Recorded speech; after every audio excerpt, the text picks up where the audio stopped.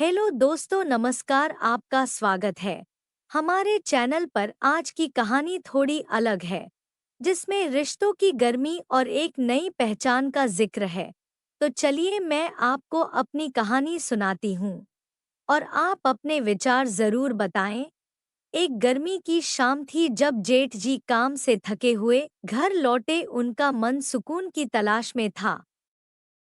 जब उन्होंने घर का दरवाजा खोला तो उन्हें एक अजीब सी शांति का अनुभव हुआ।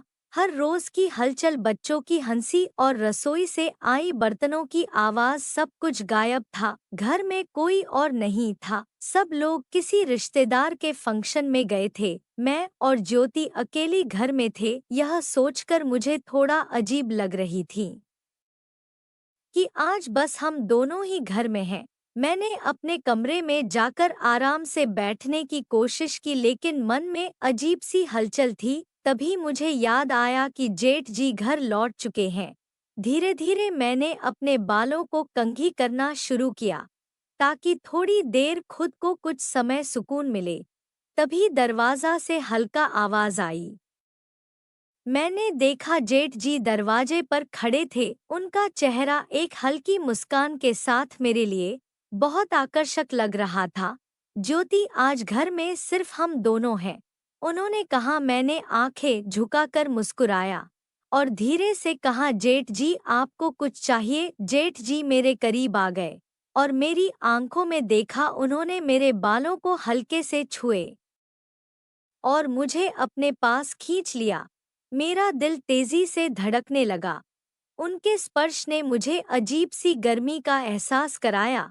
मैं थोड़ी झिझक के साथ पीछे हटने की कोशिश की, लेकिन उनकी आंखों में एक ऐसी चीज थी जो कह रही थी कि मैं भी इस पल को जीना चाहती हूँ।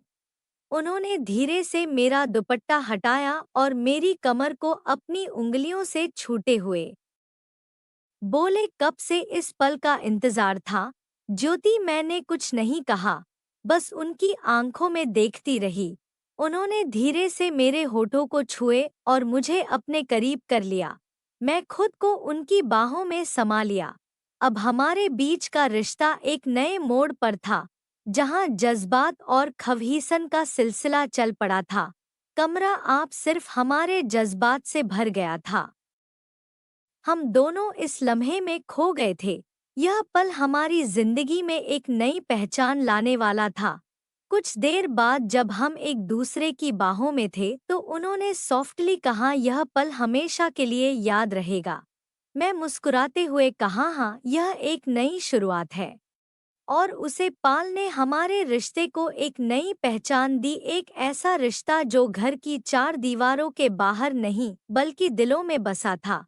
तो दोस्तों, यह थी आज की कहानी। अगर आपको कहानी पसंद आई तो लाइक और कमेंट करना ना भूलें। आपके फीडबैक से हम और बेहतर कहानी ला सकते हैं। मिलते हैं। धन्यवाद।